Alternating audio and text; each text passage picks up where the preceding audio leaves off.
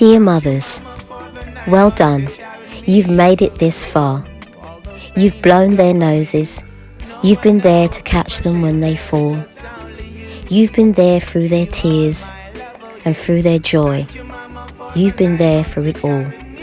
Through the night feeds, to the rising of the sun, to the setting of the sun, to falling asleep with them in your arms. You've been there through it all. Deuteronomy chapter 6 says, "And these words that I command you today shall be on your heart. You shall teach them diligently to your children, and shall talk of them when you sit in your house, and when you walk by the way, and when you lie down, and when you rise."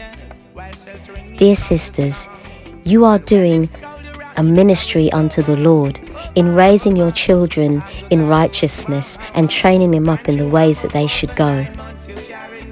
Charles Spurgeon said once, "You are as much serving God in looking after your own children and training them up in God's fear and minding the house and making your household a church for God as you would be if you had been called to lead an army to battle for the Lord of hosts."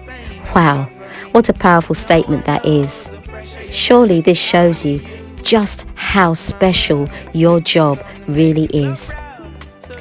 Proverbs 22 says to train up a child in the way he should go. Even when he is old, he will not depart from it. What you do is important in the kingdom of God. What you do is so valuable. John 15 says, "Greater love has no one than this, to lay down one's life for one's friends."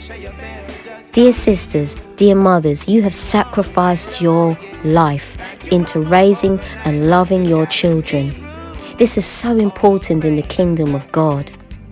Matthew 6:33 says, "But seek ye first the kingdom of God and his righteousness, and all these things shall be added unto you." Dear mothers, you have been raising your children. You have been investing your time in this ministry of motherhood, and God has not forgotten you. Child of God, you cost Christ too much for him to forget you. God sees everything you do, even in the still moments when you think that no one is watching. God has seen it all. And let me tell you, being a mother is such a privilege, such a privilege. Charles Spurgeon says, "It is not the theology, it is not the reading books upon points of controversy, it is not searching into mysterious prophecy that will bless your soul, it is looking to Jesus crucified." So, dear mothers, know that in teaching your children in the ways of Christ, you are blessed, and your children shall arise and call you blessed.